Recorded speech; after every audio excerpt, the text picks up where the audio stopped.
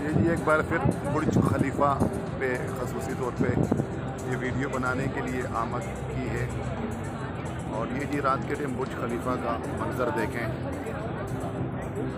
یہ اس کے ساتھ ساتھ سارے ہوٹل اور شاپنگ مالز وغیرہ ہیں۔ دبئی شاپنگ مال اس کے ساتھ ہی کنیکٹڈ ہے، جو دنیا کا سب سے بڑا اور سب سے مہنگا ترین شاپنگ مال ہے۔ اور یہاں میں نے بھی چائے کا کپ ایک پیا ہے، وہ بھی 5 درہم کا۔ تو یہ دنیا کے تقریباً لوگ یہاں پہ گھومنے پھرنے کے لیے دبئی میں سالانہ کروڑوں لوگ آتے ہیں، صرف اور صرف یہاں کی روشنیوں کو اور یہاں کی یہ ہائی رائز بلڈنگوں کو اور یہاں کے مصنوعی حسن کو دیکھنے آتے ہیں۔ یہ برج خلیفہ،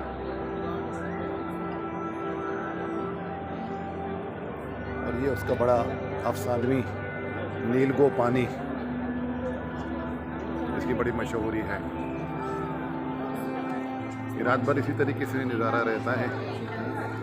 یہ عمار کی بڑی بلند بالا ہوٹلز اور مالز وغیرہ، اور یہ دنیا بھر کے لوگوں کی یہاں پہ چہل قدمی، اور ان کے درمیان میں موجود ہے